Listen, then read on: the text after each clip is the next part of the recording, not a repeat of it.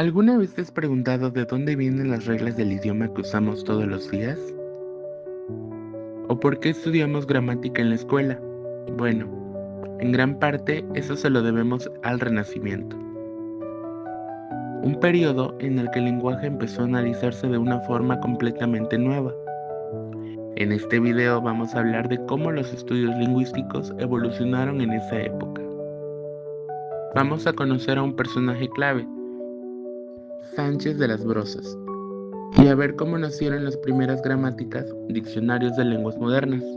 También exploraremos dos teorías sobre el origen del lenguaje que marcaron la época. Primero, hablemos de Francisco Sánchez de las Brozas, también conocido como el Brocense. Esta persona fue adelantada a su tiempo, en una época donde el latín era considerado la lengua más pura y perfecta. Él se atrevió a cuestionarlo. Para él, el lenguaje no era solo un conjunto de reglas arbitrarias, sino un sistema con estructura y lógica. Esto lo llevó a escribir Minerva, una obra que revolucionó la gramática porque en lugar de simplemente dictar reglas, intentaba entender cómo funciona el lenguaje de manera universal. Antes del Renacimiento, el latín era el rey.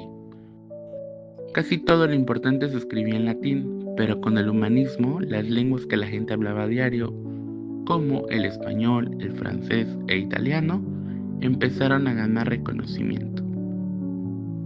Aquí entra en un juego Antonio de Nebrija, quien en 1492 escribió la primera gramática del español.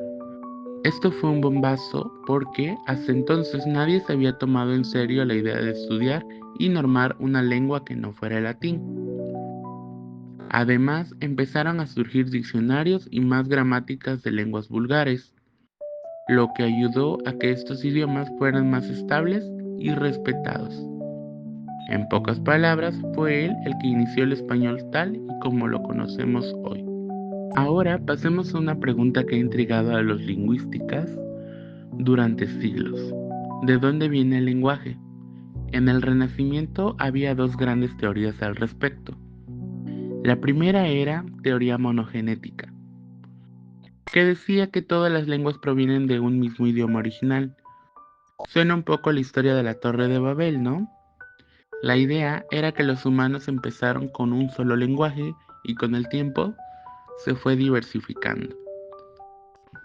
Por otro lado, estaba la teoría poligenética, que proponía que el lenguaje no nació en un solo lugar, sino en varios de manera independiente.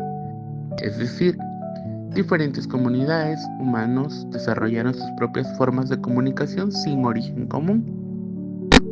En el Renacimiento, la mayoría de la gente apoyaba la teoría monogenética, pero con la llegada de exploraciones a América y el descubrimiento de nuevas lenguas, la poligenética empezó a ganar terreno. Ok, entonces, ¿qué nos deja todo esto? Por un lado, Sánchez de las Brozas ayudó a cambiar la forma en la que entendemos el lenguaje, enfocándose en su lógica y no solo en sus reglas.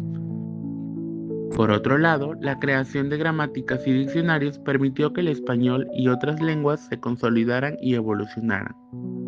Y finalmente, las teorías sobre el origen del lenguaje abrieron camino para debates que siguen vigentes el día de hoy.